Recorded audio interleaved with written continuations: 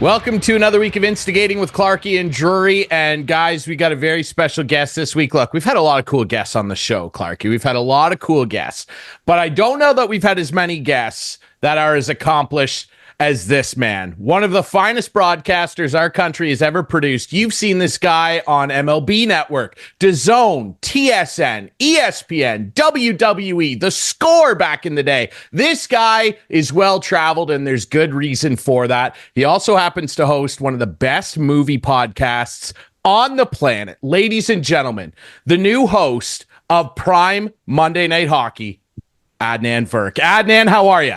I mean, Ryan, I've done a lot of podcasts. That may be one of the best intros I've ever heard to my own life. So keep it going. That was fantastic. That is how you welcome in a guest. You got the resume correct. You were flattering and hyperbolic at times. Very kind of you, man. Good to be with you guys. Ryan, good to meet you. And Clarkey, of course, we go way back to our brief tenure there at MLSE together. It is awesome to be here on the pod. I was going to say, Ryan, I don't think mention that. You didn't mention LeafsTV or Raptors TV or whatever. Well, I didn't know, Clarkey, if that was going to be a sore spot for you. Okay? No, it's not a sore spot. I met a great guy then. Absolutely you did. And I don't think I was being hyperbolic at all, Adnan. I mean, you're so well-traveled. You've done so many things. You've covered so many sports. And let's talk about the topic du jour right now, and that is Prime Monday Night Hockey. Obviously, everybody was familiar last year with Prime getting into the sports world. Pardon me, obviously with the NFL. Now they're dipping their toe into hockey. I watched the first broadcast. I thought it was fantastic. It felt like old school hockey night in Canada. It was really, really fun to watch. Tell us a little bit about how you got involved with it and your excitement for this project. Well, thanks so much for the kind words, Ron. That's really sweet of you. What happened was I was at the Emmy Awards, which is a sentence I never thought I'd be able to say, but I was there nominated with MLB Network for Outstanding Studio Show Daily, and we ended up winning. We beat SportsCenter and NFL Live and PTI and all ESPN shows. So it was a wonderful, wonderful moment for me and my boss, Mark Kayafa, as you ran to the stage. I'm fist pumping, back slapping him. It was great, great fun. And afterwards, I'm talking to Amina Hussein, who's an old coordinating producer from ESPN, who's now at Amazon. And she's high-fiving me. She's so happy for me. I'm happy for her. Obviously, she's doing great at Amazon. And the next day, she sends me a text and goes, "Hey, it's Amina. Great seeing you.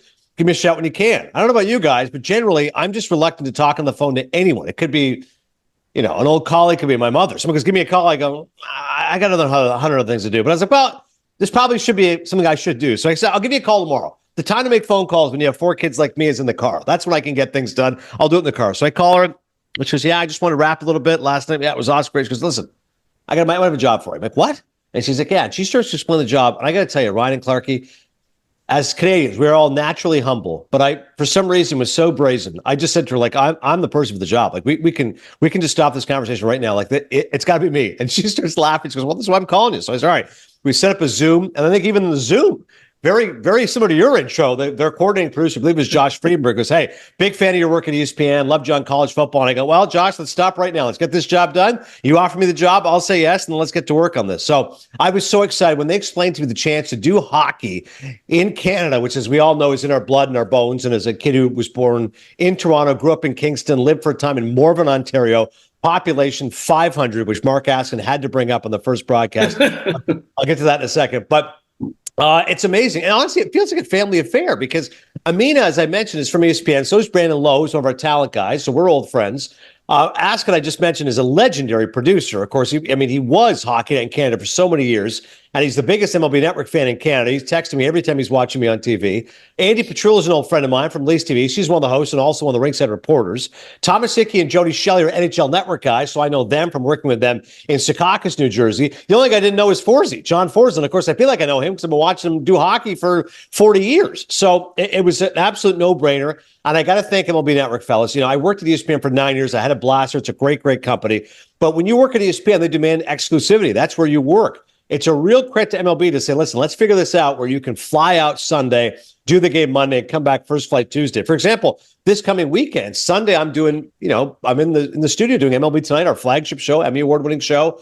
It's going to be Mets, Dodgers, Game 6, NLCS, whatever. I'm flying out first flight Monday morning, going to do Leafs Lightning on Prime Monday Night Hockey, fly back Tuesday for Yankees Guardians. So it's I'm incredibly lucky that this opportunity has happened. And I thank you for the kind words, Ryan. I thought our first show went pretty well. You never know with the first show. You're always a little nervous, a little anxious. I have friends who describe me as self-assured. I said, I must have fooled you guys, because I'm nervous like anybody before our first show. You never know how it's going to go, especially when it's Amazon, when it's streaming, and you just hope that everyone has chemistry. I didn't meet Messi until 4 o'clock. I'm doing a show with him 3 hours later. Hopefully we have chemistry. Hopefully things work out. But I think it was good. And again, all credit goes to Marco. He's an incredible producer. He put us in position to succeed. I knew Forrest and Hickey, Shelley be good. I wasn't sure about the desk, perfectly candid, because Blake Bolden and I haven't worked together. She worked at ESPN.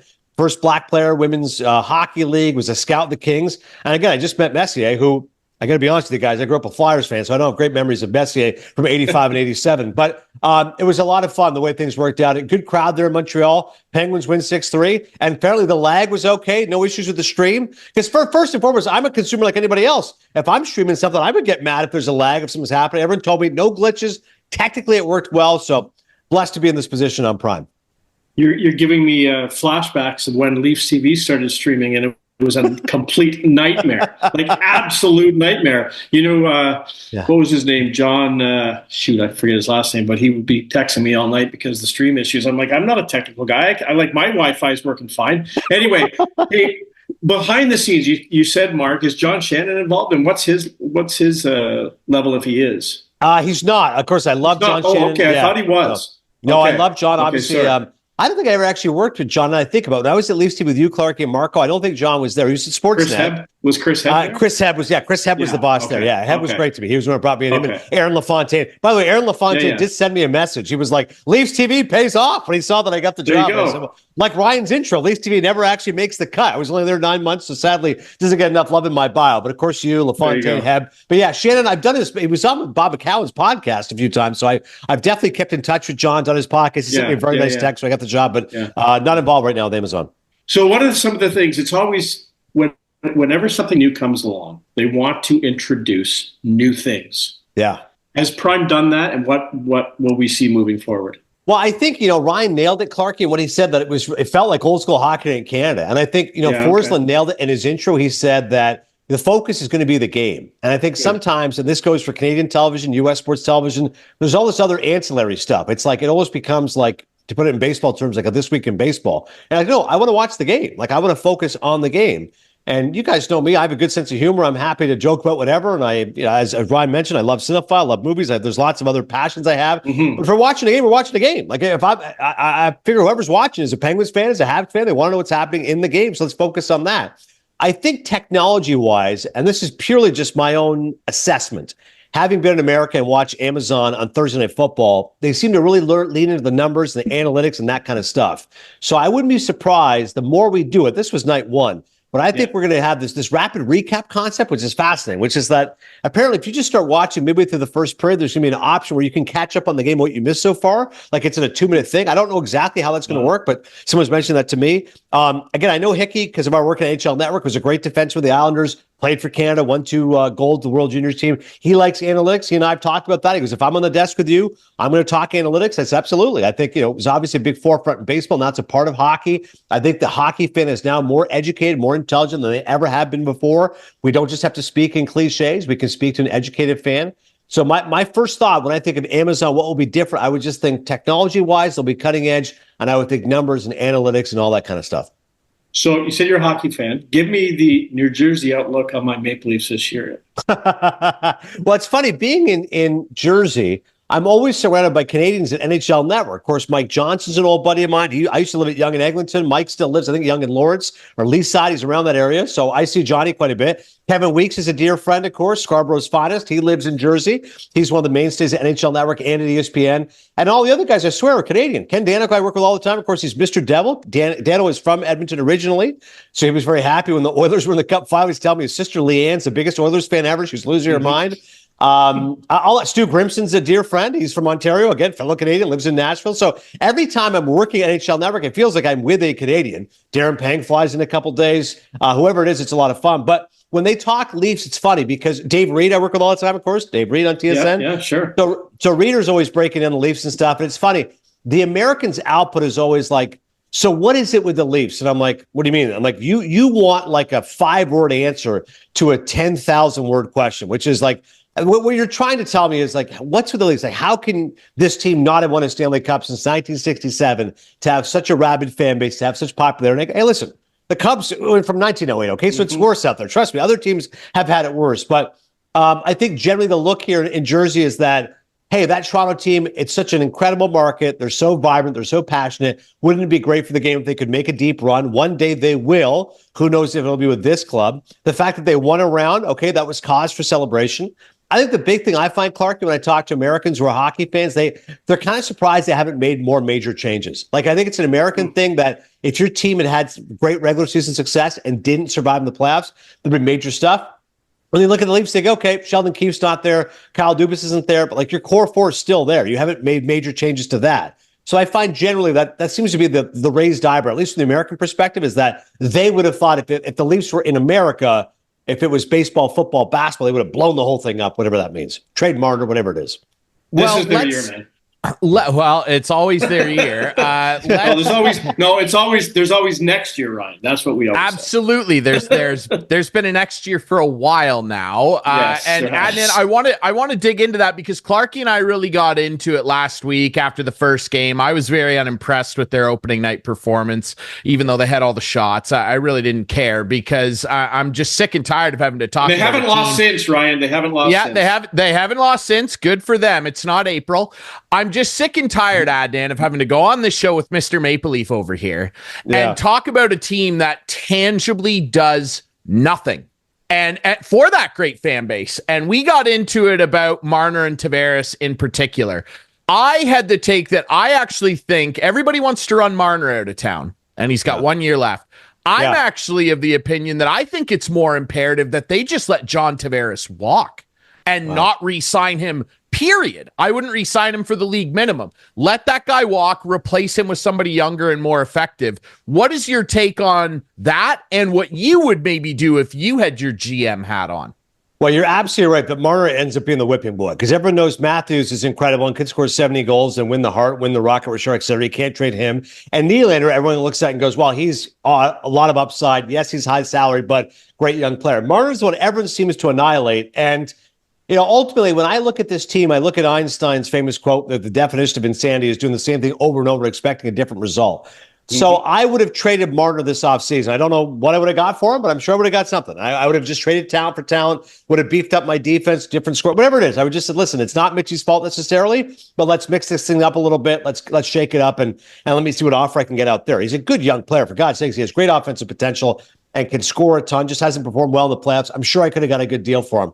Tavares is an interesting, Ryan, because you're right. I think what people see with Tavares is, well, he's not what he once was, but we signed him because he gave us credibility and it was necessary at that time. Is he a little overpaid now? Fine, but he'll sign another deal because he loves Toronto so much, and that'll be at a discount price and everybody wins. So I like your contrarian take that why should I sign him even if it's a cheap price? What's he offering to me? Because he's not worth the value he's gotten so far. I haven't really thought of it that way because, to be honest, everyone just seems to attack Marner and that seems to be the focus. But I guess with Tavares, I just feel like if I traded him in the offseason, what would I have got for him? I'm going to get a greater return for Marner. But it is interesting, your point, which is that what is the point of keeping Tavares even at a reduced rate if you feel like that roster spot could be better occupied by someone else?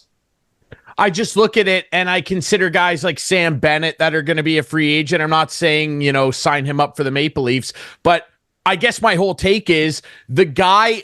I like John Tavares. I do. He's been a good player. I would not say he's been a great player. That's reserved for very few guys, in my opinion. He's been very good. I'll give him very good. Yeah. I don't think for any year other than the first one when he scored 47 goals that he's been worth the $11 million. That's just my opinion. Yeah. So when I consider that and then I consider, okay, he's going to be 35 next year. Why should we sign him? People are ready to give this guy $5 or $6 million per on a 3-year deal. I'm like, why would we do that when we could go out and pay a 27 or 28-year-old to be a little bit more effective in the role that we need? He's a third-line center now, Adnan. That's my whole take on it. Yeah, it's a fair point, Ryan. I think it really comes down to the price. Like if you said to me, You're right. When you say 5 or 6 million, that feels like a lot for a third line player. If you said to me 3 years at 12 million, I guess, then I'm like, okay, 4 million, that feels like a pretty much of a steal. I guess you have to look at the numbers. And I guess by that prism, if it's going to be $5 or $6 million, he's not going to be as effective as you're hoping to be. I'm not sure necessarily if it makes sense. It's a fair point you make. I'm curious as well, Adnan, to move away from Clarkey's Maple Leafs. And are we done, Clarkey? Okay. Yeah. I want to dig into your career a little more. And, being on the play-by-play side of things, I grew up watching a lot of guys that inspired my journey in broadcasting. I'm sure you did the same. And I remember growing up watching you, of course, and all the analysis that you've done over the years. When you were growing up and first becoming interested in the industry, who were guys that you saw that you thought, I would love to do that? It's a great question, Ryan. I just had a really excellent story by a writer named Greg Shapiro, I believe, the Canadian Press, just did an article. I mean, he was talking about my origin story, as it were, as if I'm Wolverine. And we were talking about when I grew up in Morven. So I was born in Toronto, then I moved to Kingston, lived there from 6 to 11, 2 different houses. And then from 11 to 18, I lived in a city called, not even a city, it's a hamlet called Morven, Ontario. No joke, 500 people. And I just visited my high school, Ernesttown Secondary School in Odessa, Ontario, not to be confused with Odessa, Texas. And that's a town of maybe 15,000. And I just went last Thursday. I drove 6 hours from my home in New Jersey. It was so nice of Clarkey. I hadn't been back in 28 years since I graduated. And Marnie Cook, now Marnie Chapman, reached out and goes, hey, at Ernesttown, we're doing the first ever Wall of Fame. We want to have you on there. So I was one of 20 inductees. It was such a sweet honor. And I got to have my parents come down from Maple. And it was great. So I got to go back to where, my roots were and driving through it. I hadn't been there since I was 18, 19. And it's a small town in the middle of nowhere, but it really is home. And it feels familiar to me. And it was a wonderful upbringing. And I really enjoyed it and all the rest of it. But the reason I bring it up is because, as you said, who are those influences? While working at ESPN, so many people I worked with said, oh, well, I grew up watching SportsCenter. I'd watch Chris Berman. I'd watch Dan Patrick or Keith Olbermann, et cetera. Similarly, in Canada, you'd hear people say, I grew up watching Michael Landsberg or Brendan Connor, et cetera.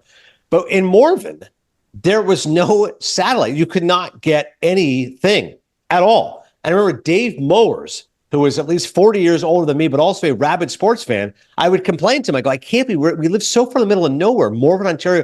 I can't get TSN. This is pre-Sportsnet. So I couldn't get TSN. So I didn't grow up watching SportsCenter. So all I had was Canada AM every morning at 7:37, Dan Matheson, 5-minute sports. And I'd run downstairs. I'd read the Toronto Star sports section, Dave Perkins, Neil McCarl, and I'd run to the bus and go to school. So this is a really old school way to say I watched a 5-minute sportscast and then I read the newspaper. Only once I went to Ryerson in Toronto when I was 18, then I started interning at 19 at TSN. Then I got to meet and become friends with David Amber and James Duthie and Rod Smith, the late Darren Detition. And those guys, I definitely was able to watch them and kind of take bits and pieces what they did. Duthie's a great writer. Amber's got great presence. Smitty, the Stentorian Pipes, Dutchie's sense of humor. So I got to kind of watch them. And then I started to watch ESPN when I was there. And I was a huge Olbermann fan because he's so smart and so funny. And that show with Dan Patrick was very electric. So it's really funny. Growing up as a kid, I'd watch Ron McLean, of course, in Hockey Night in Canada. But I wouldn't say necessarily informed my pattern of sportscasting. It was more kind of later, once I was in college, that I met those TSN guys. And I started watching ESPN a lot more. That's what Chris Berman does. That's what Stuart Scott does. That's what Rich Eisen does. So it's fascinating for me. It's so atypical of what most kids have, which is you grow up wanting to be a sportscaster, and that's a sportscaster you want. Really wasn't like that for me until later in my career, but I've been so lucky to work with so many of them. You mentioned my podcast, Cinephile. Probably one of the great thrills of my life is I got to fill in for Keith Olbermann when he worked at ESPN. I did his show 25 times. We've kept in touch. Mark Askin's a big fan of his podcast as well. Keith and I text all the time. KO was on my podcast. One of his favorite movies, a movie called Network, came out in 76. We both loved that movie. He's a huge baseball fan, big hockey fan. He was texting me Saturday night. Bob Costas was on my podcast. Of course, Bob's an absolute legend, 29-time Emmy Award winner, someone I deeply respect. The fact I told my wife, I can't believe I can text Bob Costas. We're both colleagues at MLB Network. I've had dinner with Bob Costas. How ridiculous is that sentence? A guy from Morven, Ontario. So it's funny. I've been able to accrue all these idols and mentors, but it happened later in my career. And I should mention one more, the late, great John Saunders, who when I worked at ESPN, I was 31. And when I met John, someone said to me, this is Adnan Virk. He's Canadian. He goes, you're Canadian? I said, yeah. He goes, where did you go to school? I said, Ryerson. He goes, his head's about to explode. He goes, wait a second, you're from Toronto, you went to Ryerson. I'm like, yeah. He goes, we're going to be friends. We got to hang out. And John was wonderful because he could tell me stories about City TV back in the 80s. And he was dear friends with Leo Routens. Of course, I worked with at Raptors TV, as did Clarkey. And John was awesome to me. He was really so helpful at ESPN. He gave me a great bit of feedback. He said, anyone who tries to do something different, there's always going to be some producers saying, oh, I don't get that joke, or I don't do that. He goes, do it for yourself. He goes, quite honestly, half the time, do the broadcast for yourself. Do what you believe is right. Don't listen to the noise. Who cares what the guy on Twitter says? Who cares what the producer's telling you? He goes, you do what you think is right. It was a great bit of advice from John, which is that stick to your own principles and ideas. He said the late Stuart Scott at ESPN, when he started, all the hip hop slang, because people are telling him, don't do that. It's too black. Doesn't make sense. No one's going to get it. He goes, no. So he was like, I'm going to do it. This is my style. And if you don't like it, tough luck. And that lesson is something that I think helps Ryan Jury. It helps Adnan Virk, whoever. Do it your way. And then that way, nobody can complain. You've obviously done a lot of things in your career, and I'm sure you don't number them like Roger Lajoie does. But if there was one cool thing, either in studio or at the event, what would it be? And what was the most challenging as well? Well, the most challenging would be college football, because when they put me on that at ESPN, I said, are you sure this is a good idea? I'm like, again, I'm from Mormon. I did not watch the SEC growing up. I can't speak to, Keith Jackson and Georgia, Alabama. Like I hear the people do that and do the imitation. I don't even know what we're talking about. Like the 1987 Sugar Bowl is not something I'm familiar with. And you're going to put me on it's one of the biggest sports in the country. Yeah. Yeah. And I said, nope, you're the guy. You'll be great. And it was so funny. It's me and Jesse Palmer doing it together. Jesse's from Nepean, Ontario. And to get two Canadians here talking U.S. college football, massive games. And I'm trying to learn who's in the Big Ten. What's the difference in the Big Ten and the Big 12? And what's the Pac-12? And what's this ACC? Like, it was crazy. And we're with Joey Galloway, who, of course, is brilliant at Ohio State. So I think that was the biggest challenge, learning college football. And I remember my first audition. Again, the great David Amber had told me, when you're walking in there, they're going to go, you're Canadian. You know hockey. You don't know U.S. sports. You better brush up on your college football, your college basketball, all that stuff. And it was great advice. And the fact that I started there in 2010, and 4 years later, they put me on college football. I did it for 5 years. I did the national championship postgame show with Jesse and Joey and Danny Cannell. It blows my mind as a Canadian, again, from a small town of 500 people. That was probably the most challenging. As far as coolest experiences, I mean, winning an Emmy was pretty huge. I mean, again, being up on that stage a few months ago, I never thought I'd win an Emmy Award. To be able to work in baseball, which has always been my favorite sport, my first passion, my first love as a kid growing up, it was always baseball in the summer and hockey in the winter. To have gone and covered the World Series, it's been a pretty fascinating journey. And now, of course, the Oscars. Through my podcast, Cinephile, I've been to the Oscars twice. I mean, I walked the red carpet. My buddy Angel Leshevsky, old college fan, has a video. Awesome. Guillermo from the Jimmy Kimmel Show is talking to Jeff Bridges, and you see me walk by in the background. He's like, I can't believe it's Virk. He's there walking the red carpet at the Oscars. I've interviewed Robert De Niro. I've met Al Pacino, like my favorite people. This is how much I love Al Pacino. I just bought his new book. It's called Sonny Boy. You should all read it. It's unbelievable. I met Pacino. I mean, I've interviewed De Niro. It's been a hell of a journey, man. Seriously. Baseball, your favorite sport. The Blue Jays keep reeling in my mind. I have to ask. Can you believe Shapiro and Atkins are still at the helm? Well, it was a great question you said to me, Clarkey, which is like, what's the perception of the Leafs in Jersey? So if you ask me, what's the perception of the Jays in Jersey? Let me tell you something. The bloom is off that rose of Shapiro and Atkins, and it's crazy because I've worked with, like, Dan O'Dowd is former Rockies GM, former executive of the year. He goes, Mark worked for me. He goes, when I was in Cleveland, he worked for me. And I said, how was he? He goes, listen, he's a smart guy, and he's great with the off the field stuff. Like, he goes, I'm not surprised. Mark's done an amazing job with the spring training facilities in Dunedin. He's done a great job with the ball renovations. But as far as the winning, like, that's the challenge. Sean Casey as well knows Shapiro as well. Case speaks well of him.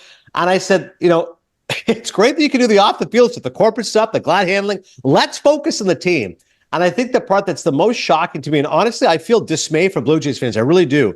As you guys know, when you get older in the business, you tend to break apart allegiances from teams, and you're more focused on people. So this sounds ridiculous, I know. But I worked with Aaron Boone for 5 years at ESPN, so I'm pulling for the Yankees because Aaron Boone's my buddy. But I also worked with Alex Cora for 5 years at ESPN, so I also root for the Boston Red Sox. What the hell are you talking about? I go, Alex is one of the nicest, sweetest guys you'll ever meet in your life. And I go, I hate the Red Sox, but I'm rooting for Alex Cora every time out there. So with the Jays, I've been able to be a little bit more dispassionate. But honestly, Clarkey, I feel dismay and I feel disheartened if I was a Blue Jays fan. Because again, to go back to that Einstein quote, you got to shake things up. And when Shapiro came out and basically said, it's going to be status quo, I thought to myself, wow, if I was a Blue Jays fan, you tell me you're going to enjoy this nightmarish season, endure it somehow. And next year, Shapiro's there, Atkins is there, Schneider's there. And God forbid, maybe you don't sign Vlad and Bo going into their final season. Are you crazy? Like, how could you possibly tell yourself you weren't even close to a playoff spot?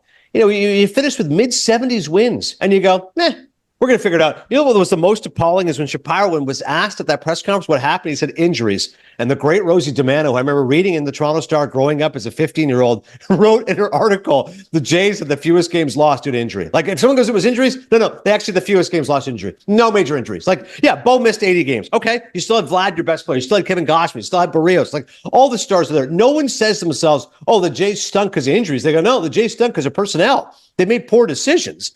And their pitching fell back a little bit, and their offense just non-existent. It was tough to watch.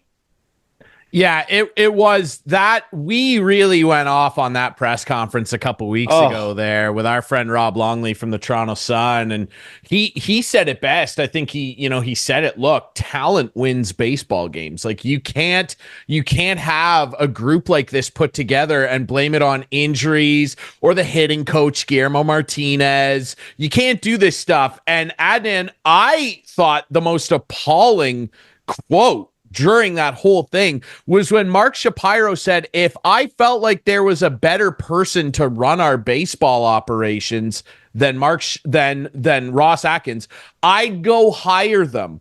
And people just lost their mind. That made my brain melt in half. I could not believe that he said that. And the other one that was crazy was when Ross goes, I think it's just saying that it's as simple as us getting more power bats. That's a low-hanging fruit. I was like, Ross, I don't think you know what low-hanging fruit means. Low-hanging fruit is something easy to get. It's not easy to get power bats. I just think it's such a mess up here, Adnan. I can't even imagine what some of your colleagues at MLB Network are saying. Well, again, to go back to Dan O'Dowd, Ryan, he had said to me, this is a couple years ago, everyone keeps saying, oh, the Jays are going to be great for a while. He goes, let me tell you something. That window's closing. That was 2 years ago, he said that to me. He goes, everyone thinks, oh, they got Bo and Vlad and Bichette, the baby Blue Jays, and here we go, and Biggio. And he goes, it's quick. He goes, just snap your fingers and it's over. And right now you're seeing that. You see them with the Orioles, by the way. Everyone goes, oh, they're going to be great for years to come. Back-to-back playoff appearances, haven't done squat. Guess what? You're about to lose your best pitcher, Corbin Burns. He's going to get Garrett Coleman, $300 million. See ya. He's gone. Rutschman was terrible in the second half. Gunnar Henderson special. Okay. Jackson Holly, number one prospect in baseball, had a horrible season. So you can't tell me when you look at these teams, go, oh, they're number one in the farm system, their prospects. It changes so quickly. The Jays for 3 or 4 years were thought to be sexy pick to win the World Series, to win the East, to challenge, exciting. And now you feel like the bubble's burst. This was a bad year. There's no guarantee the Jays just all of a sudden win 90 games next year. Like there's a greater possibility they endure this season again, right? If you say to myself, well, it was just one bad year. Well, maybe it's the beginning of a trend, actually. Maybe, let's be honest, the pitching was incredible a year ago. This year it was more what it should have been. And your offense lacks punch and power. You'll make a couple signings as you did last year, IKF, Justin Turner, whatever.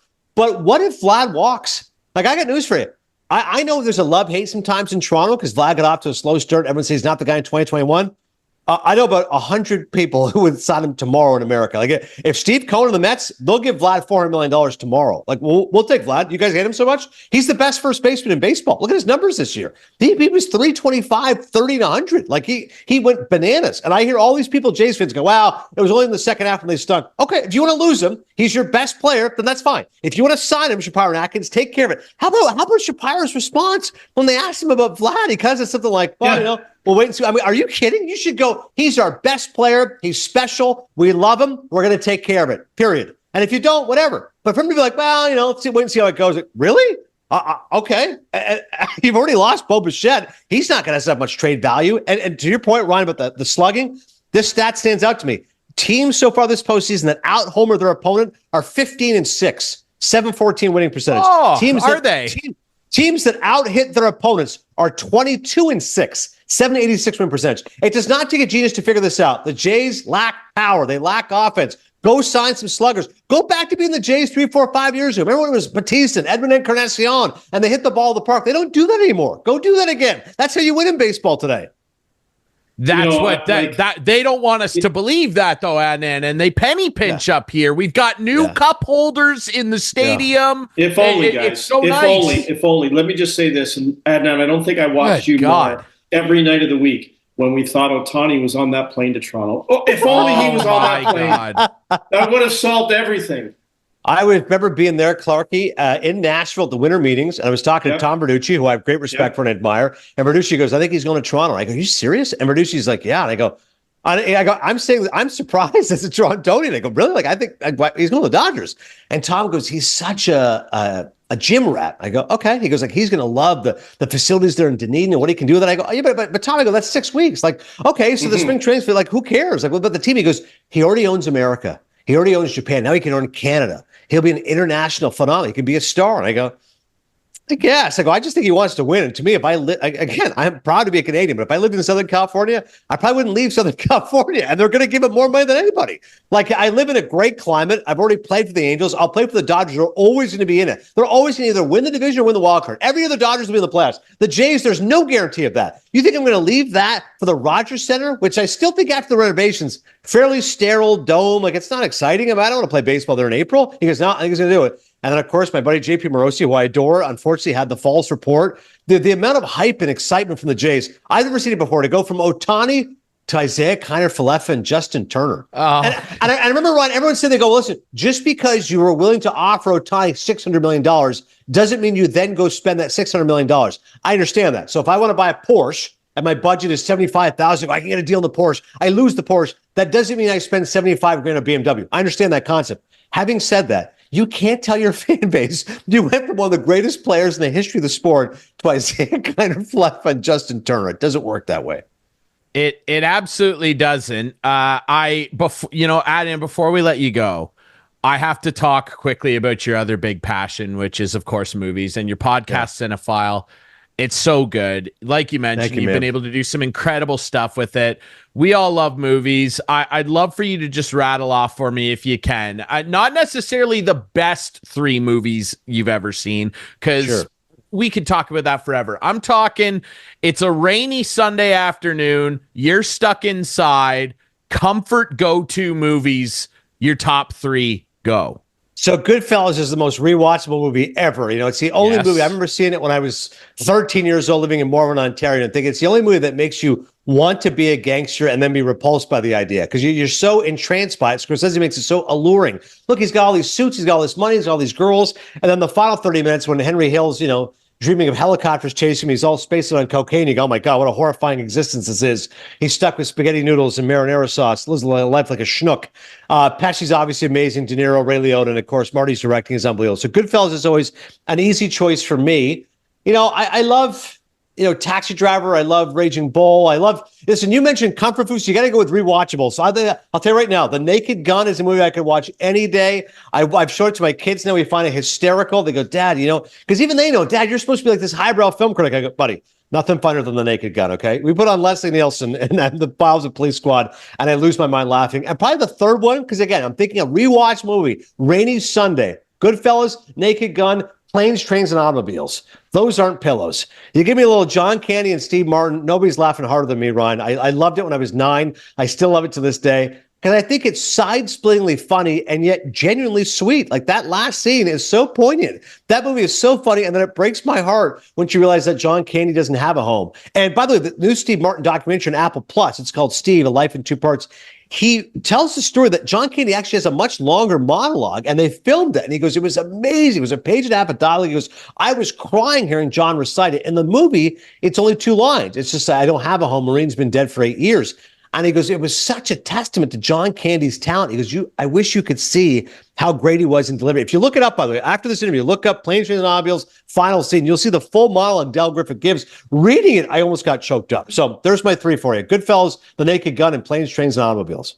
I love that. I feel a kindred spirit here. I feel like I can share mine. Mine would definitely be Dumb and Dumber. My favorite It's my favorite movie of all time. Yeah, I watch it on Christmas Eve. I watch it on Christmas Eve. It's the greatest movie ever. I love Dumb and Dumber. The Big Lebowski. Amazing. The Dude Abides. Quotability. The Dude Abides. The Dude Abides. I love it, man. One of my favorite ones is about the rug. It really tied the room together. I think it's such a great rug line. tied the room together, man. They came in here and pissed on your rug. Oh, John Goodman's so funny in that movie.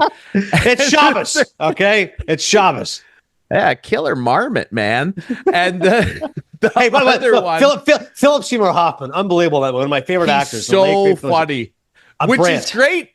great in that movie because he's so reserved and he plays that so well. Brilliant. Rest in peace. And the third one would be, and this is a weird comfort movie, Scarface.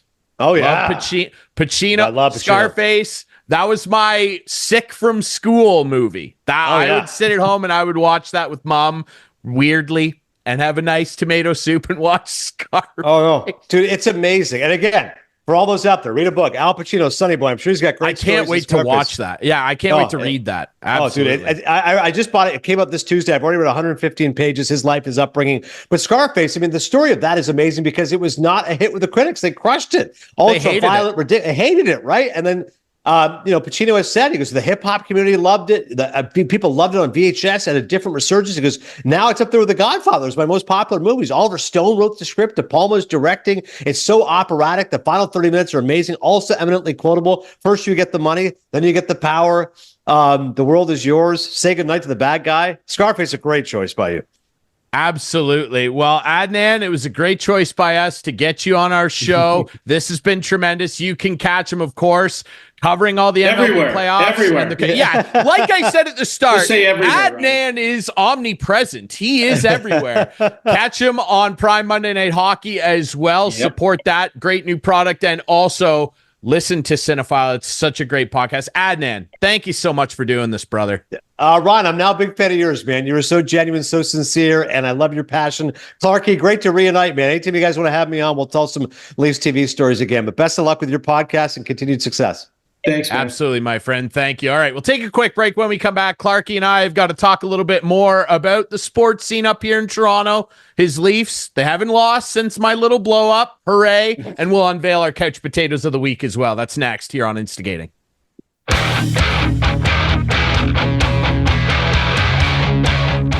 Welcome back to Instigating with Clarkey and Drury. Thanks again to Adnan Virk. Man, Clarkey, I mean, you guys go way back, obviously, and we do. Good guy. Know him a little mutually through our friend Mark Askin, of course, involved with Amazon Prime Monday Night Hockey, the behind the scenes show, Prime Hockey, man. I mean, they're in there. They got their fingers in the cookie jar, man. And that's the #1 streaming show right now, I believe, in the US still, at least in the sports category. Their behind the scenes hockey show. And like I said to Adnan, and I mean, I am genuine when I say I tuned in and watched, of course, because, of our buddy Mark Askin being involved in everything, and I wanted to see how it looked, and I really do mean it. I mean, and Mark kind of told us both before it started that that's what they were going for, kind of that old school, make it about the game, like Adnan said, type of vibe. And what does that mean to you? What does that mean to you? It means that it's less about all these different segments, about things like analytics, which I'm fine with. I like analytics. It's fine. But it's less about some of the behind the scenes and backstory stuff. That's what I always, thought was that's what the talk shows are for. That's what, Hockey Central and the NHL Network at noon and that stuff. That's what that stuff is for. Tonight, we're here to talk about what's up in this game and the story of these two teams this season, maybe. So I really liked that it that's really what you think that comment was about. Sorry? That's what you think that comment was insinuating. Yes, and it was further cemented by the impression I got watching the broadcast, because it was very much about what was going on during the game. Messier and Blake Bolden were really fun to watch with Adnan. Yeah. I loved Andy down at Ice Level. It was very much like, what's going on tonight? What do you guys need to do to improve? What should Montreal change? Like, it was very much a the moment broadcast. Yeah. So I took it a totally different way. Okay. I took it presentation-wise. So cameras, number of cameras, how they use their cameras. I'm the kind of guy, if someone says to me, do you want to go to a hockey game? Yep. If you had to pick any seat in the house, where would you sit? And center ice a few rows back. I would say about 10 to 15 rows up, center ice. Yep. And that doesn't mean on a power play I want to sit behind the net or I want to sit above the net. I want to sit there. That's where I want to sit, center ice, and watch the game. And I think hockey, I think it has frustrated a lot of the older generation like myself, When I watched the game, I couldn't stand, and I can't stand, and I firmly believe it's gone back to where I want it. We're not seeing that RoboCam above the net anymore on power plays. And the reason is, and I always had this argument with some people at Leafs TV, because when we produced the games at Leafs TV, we were all like, oh, got to put a camera here, got to put a camera there. I'm like, just use the camera in center ice. Because peripherally, you can't see the entire surface down there. When you're watching a game in person, out of the corner of your eyes, you can see the sides, but a camera, you can't. And I hardly see that anymore when they go to that high, it's right on the glass above the net, camera for a power play. I think it was meaning more that. And like, remember, like, I think it was All-Star games, they had the cable cam and the NFL thing. Yeah. The NFL thing. It's like, I just, when I hear we're doing more Hockey Night in Canada stuff from the old days, that's what I think. And quite frankly, budget has something to do with that too. Every camera means a camera, an operator, a bigger truck possibly, that kind of thing. So I'm happy that it's gone back to the way I like to watch hockey. I don't think there was anything wrong with it. I mean, who introduced the Fox Tracks puck? Like, these gimmicks don't the work. glow puck. Yeah. They don't work. So anyway, that's how I look at it, and I'm happy that it's gone back that way. And I agree, and I think that kind of ties in with what I was saying too. Even though, you with your, producer brain, obviously, me more with my in front of the camera brain, that all ties in because that whole old school feel of making it about the game includes the way it is presented. And look, I'm all for trying new stuff. Like, for sure, it's great to try new things because if something pops, great. Mm-hmm. Like, that's great. But nothing will ever, there are some things that are just set in stone or ice, if you will. And one of them is that nothing in hockey will ever, ever, ever beat the wide angle, side by side, full length ice view for watching hockey on television. It's unbeatable. It's the best angle. It just is. And that's typically why those seats that are along center ice in any row are the costlier ones, because everyone knows it's the best view. And it's the best view. Let me just stop you though. It's the best view if you're in row one when the play is right in front of you. I had row one once in Montreal, right behind the net. And I got to tell you, when the puck's at the other end, everyone there is watching the Jumbotron. Yeah, it's a tough watch. That far. It's a tough watch. Yeah. And if you're like right behind the bench, good luck seeing the one end. You can't do it. It's impossible. Yeah, well, and especially even when you're on the penalty box side, you got to look through the multiple layers of glass and it distorts, right? So yes, there's challenges with it live, but from a presentation, I'm taking this in on television perspective. I agree. And I love all those different angles in terms of like the up top view and stuff for replays. If you want to show me multiple angles of how a play developed, absolutely. Amazing. But when play is live, when I'm watching it live, I don't need to be floating around and zooming around on a drone to see the back of Austin Matthews' ass as he unleashes a shot. Show me that after. Cool, fine. Make that the fifth replay. I don't need to see it live. I gotta have my backed up center ice along the length of the ice sheet view. And that's just the way it is. Same as baseball. Like imagine in these baseball playoffs, which have been absolutely nuts. And as we record this, the Yankees, I mean, it's Thursday, October 17th. They're playing game 3 tonight in Cleveland, and Cleveland better get their act together here because the Yankees are coming. They're up 2-0 as we record. Judge is finally heating up and putting some of his playoff struggles behind him. And then the other series, Dodgers up 2-1, 2 shutouts of the Mets, who, I mean, are they starting to run out of magic? I don't know. I guess we'll see.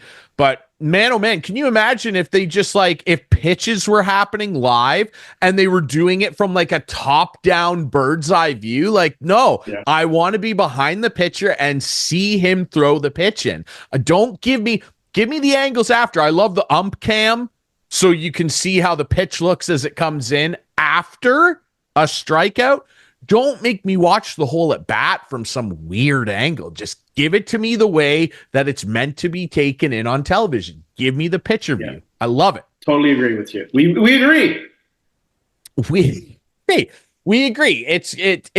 Look, it's back to fun on this show. And a big reason why is because, yes, we're agreeing this week. We're very agreeable guys, right? And your Leafs, they must have watched. They heard what I said, wasn't very impressed with the opener after in Montreal. Game 1. Yeah, after game one. Yep. In a long string of game disappointments.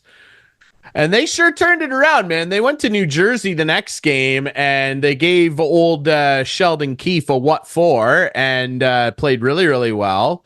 And then they did the same thing against Pittsburgh, and your guy and I cannot watch Mitch Marner do anything on the ice without hearing you in my head now. Thank you for that.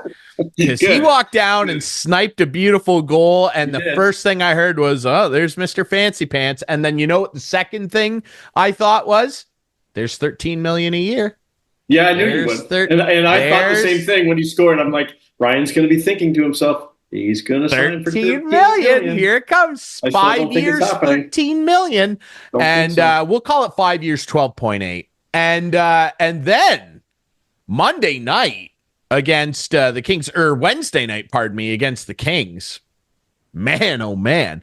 The reason I said Monday night is because the next prime hockey is Leafs Tampa. So tune into that and watch our friend Adnan Virk absolutely kill it. But man, the Kings come into town, and that Kings team, Craig Berube knows them really well. That's a rough and tumble group. And the Leafs showed up and really handled themselves and displayed a bit of nastiness. And I got to tell you, Clarkey, we touched on him a little bit in last week's show. I'm really digging what Oliver Ekman-Larsson's all about out there. Really happy with Oliver Ekman-Larsson. Yeah, and like it's a nice combination, those two guys that they added with him and Tanev. Like Tanev's a beast, man. Like he's the best defensive defenseman they've had in a long time. You know what? Our friend, and I'm sure you saw it, our friend Steve Dangle on his show, SDPN, by the way. Yeah. He said on one of their most recent shows, and I kind of had to think about it and went, I think he is right. He said Chris Tanev is the best right-handed defenseman the Leafs have had in 35 years. I don't dispute that. Who could you compare him to? I don't know. I don't think that there's the fact that no one immediately springs to mind. Right. Is kind of telling. That's all more so for you than me. You're the big Leaf fan here. I'm struggling to think of a right-handed D that has been as effectively useful. Yeah, it's a small sample size, but we know what Chris Tanev's all about. He's been doing this. He's been plying his trade in the NHL for a long time. Yeah. I genuinely think he's probably right. Like, it's hard to find right-handed defensemen, and to get one that does this stuff, I think Dangle was onto something there. Yeah, I think so too. And the thing I love about him is after the game, you're not talking about him, really. If you start thinking about if you start thinking about him, you're like, yeah, he was really solid. But you don't talk about him. He's not scoring goals. He's not, you know what I mean? He's doing his job. And they need that. They have sorely lacked that the last few years. And you know, they got off to a great start against LA on Wednesday night, up 3-0 in the first, up 5-0. Oh, 5-1, 5-2. Now in years gone by, we know what's happened with this team. But I love the fact Craig Berube called timeout, and he didn't care what the score was. All of a sudden, they started playing a little softer, and they started thinking that they were better than they are, and called timeout. And guess what? In years gone by, those timeouts hadn't meant anything. The other team would just go back and score another goal. Not last night. Chris Tanev was out there right away, and things were shut down, and game's over. Bob's your uncle. The thing that I like the thing that I like about him too is exactly that, how quiet he is out there in terms of the things that occur on the ice. And it's more so how quiet things become for the opposing team, because like when you watch him out there, like it really is old school. He's not blowing guys up. He's not Nick Cronwall or something, but he is a guy that'll bite into you. But it's just quiet seal off on the wall, quick stick lift, puck's off my stick, I flick it out of the zone. When he gets the puck on his stick, he'll stick lift a guy. He did it to Quentin Byfield on Wednesday. Just quiet seal off on the wall, not a big crashing collision, just sealed off on the wall. I've got the puck, flick, it's out. Right. Let my forwards, all the fancy pants guys, are going to skate onto this puck with their speed and skill, and they're going to take it the rest of the way. I take it away from you, and I flick it out of the zone. I don't handle it and go, let me find a lane. Take it, flick it, goodbye. They should put that on a T-shirt. The Leafs should put that on a T-shirt. Take it, flick it, goodbye with Chris. But the other thing, though, he does have a great outlet pass, too. Oh, dude, like, I'm not saying the guy can't make a pass, but he doesn't take the puck and go, okay, where's my, if nothing's there, he just goes, let me just take this from you and try again. You're offside. Get out. What do you see as the biggest difference between the Sheldon Keefe Leafs and the Craig Berube Leafs? So far, look, and again, this is such a small sample size, and I know people are going to hate this. I'll give you my analysis. I don't care until April. I don't care, because that's the only time. We're not in April, so I'm asking you now. I know, but that is the only time where we're gonna see where we're gonna say the difference actually made a difference. What I see so far is a lot more, basically what Chris Tanev does when he's out there, just a lot more simplicity in their D zone and on their outlets through the neutral zone. If there's not a fancy little play there, they're just clearing it down the ice and establishing forechecks more. They're dumping and chasing more. If they need to. If there's a lane open there and they can make a responsible play, great. But they don't have four guys jumping up. And another thing I've noticed too is way less pinching from the defensemen. The defensemen, even Morgan Riley, who's their best skater on the blue line, are backing up more. They're much more cautious with 50-50 pucks along the half walls in the opponent's zone. They're backing up way more on those 50-50 pucks and going, you know what? I could pinch in and maybe get possession of this, but I'm just going to actually back off because there's a high winger here, and if this guy gets it by me, there's a 2-on-1. I'm actually just going to back off, establish good body position, and make this guy try and beat me down the wall. That is the biggest thing I've noticed, is way less defensive pinches in the offensive zone, and I think it's lent to them not giving up very many goals so far. And they've played some good teams, like Montreal, yeah, I get it. But they have Cole Caulfield, who scored in that game. They have Nick Suzuki. There's not nobodies on that team. Pittsburgh, Gino, Sid, Letang, Carlson, they're old. They're still good. Okay, Gino scored his 500th goal the other day. Sid got 1,600. Hooray. And then LA, they got plenty of good offense play. Anze Kopitar's lighting it up. So the fact that they have been this responsible across the ice sheet so far is one of the things that I've noticed, that if they maintain that, again, this is such a small sample size. What are we, 4 games in for them? If they keep playing that way, that is what's going to have success in the playoffs. You know, they try and and that's the thing, and that's what Craig Berube has said. Yeah, we need to establish playoff hockey now, not then. 100%. Not in April. And this Sheldon Keefe could never get that out of them. He couldn't do it. So this team, in particular, of any team in the NHL, this team in particular needs to establish playoff habits right now. I would say as they get into November, they need to start acting like round 1 starts in a week. And we've got to have those. Hard to do, but I understand that. But of any team in the league that has to, quote unquote, play like it's the playoffs, it's them. So that when April rolls around, they know what it's all about and they go, And it's not like they haven't played in the playoffs. They know what the playoffs is about, but all they know is failure. And they need to go, you know what? This will work if we play like this. And I don't need to make that desperate pinch down the wall in a 2-2 game in game 5 of the playoffs. I don't need to try and make a spinneram, a backhand pass that if it lands, maybe there's an open net. But if it doesn't, I get picked off and there's a 3-on-1 the other way, jailbreak, and we lose in game 6 or God forbid 7. I don't need to do that. We stick to our system. We play responsibly around this puck, and we support our defensemen. We support them, and they support us. How about that? There you go. Chris Stan, supportive guy. Yes. I like it.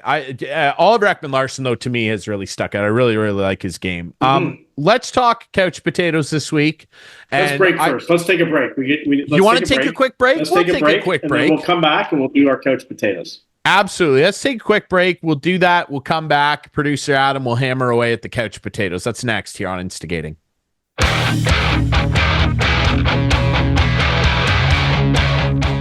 Wrapping things up here this week on Instigating with Clarkey and Drury. Thanks again to Adnan Virk of MLB Network and, of course, Prime Monday Night Hockey for joining us on the show. Great chat with him. Clarkey, couch potato time, wrapping up the show. What do you got on deck for us here? You always go first, please. Okay, well, I know I've done this organization, should I say, many times. Okay. But once again, I was disappointed with the Leafs home opener, and I know we're going back now, but can they not show the 48th Islanders and some of the 48th Islander tradition for a Leaf game has been around for 50 years, maybe? I don't know. But it's been around a long time. And it's kind of a cool spectacle to watch. And to not show it on the broadcast, I just thought was not cool. Like, give me a minute of it. Give me 2 minutes of it. When they're playing, when they're piping, and all those pipers on the ice with the 48th Islanders are piping the Maple Leaf Forever, which is awesome. It brings back so many memories, and it can also make memories for people. I always think of my dad. I always think he always told me about the 48th Islanders. And it's just something that I always wanted to go to a home opener in the stands. I never have. I've been in the press box for some. And it always sort of, I wouldn't say brings a tear, but I get emotional about it because my dad always told me about the 48th Islanders. Oh, yeah, you're passionate. How cool they were. And just for Sportsnet not to show any of that, Did they not show it? Because I didn't watch the opening of the game. I didn't see it. I didn't see it. They didn't show it. And if they did, maybe it was 10 seconds. It wasn't a lot. And I did see some outcry on Twitter or X or whatever the heck you call it now. And if they did, then who cares? It's just Sportsnet that I would like to take a shot at. Okay, yeah, you love that, Chris. I don't think they did, Ryan. Did they?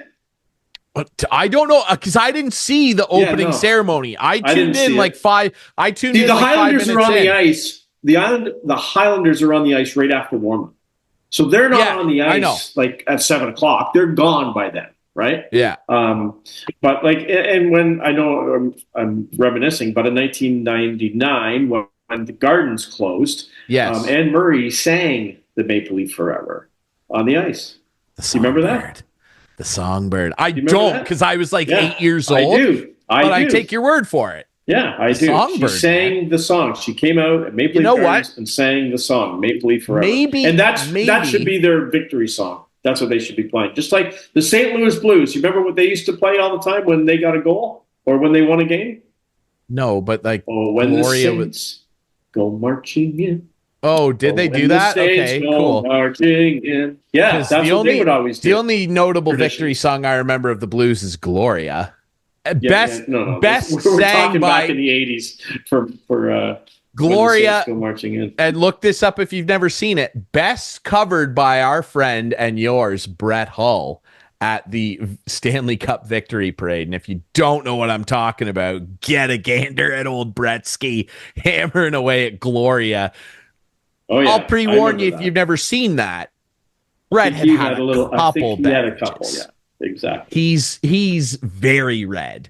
Anyway, no, I would agree with that. And you know what? Maybe you know what they should do? They should get Anne Murray to maybe open game one of the playoffs and really inspire these guys. the songbird. How about that? Yeah, I don't know if she's inspiring, but don't say that about our song. Don't say that. That's blasphemy in this country. Okay. What's your couch potato, sir?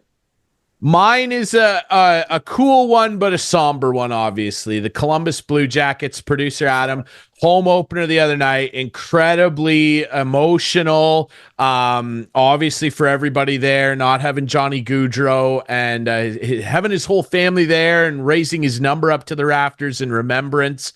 And I just thought that in a night of many cool moments, the Panthers coming in with purple Gatorade and Skittles, all the players wearing Gaudreau 13 on their really, really cool. But in a night of very cool moments, this one really stuck out. Producer Adam has it here. Opening face-off. They let 13 seconds run off the clock, and the Blue Jackets open with 4 players on the ice, and the left wing where Johnny Gaudreau would have been playing empty, and his buddy Sean Monahan, who scored in the game, of course he did, bumped it over to his former roommate, Sam Bennett, on the Florida side, and they let 13 seconds run off the clock. Just unbelievable. Columbus Blue Jackets, well done. Incredible to see that from the city of Columbus. And Johnny and Matt, we're always thinking about you, 100%. Absolutely. Ladies and gentlemen, you can watch this show Friday night today, Sunday nights at 9 with our friends on Whiteman TV. That's Channel 6 for Whiteman subscribers. Remember, you can find the podcast on all your favorite podcast apps. Debut on our YouTube channel. You can watch us there and all the clips from the show. Friday nights at 9. Follow us on social media at InstigatingPod. Thank you to Adnan Virk, Clarkey. Yeah. We will be back next week with more Instigating.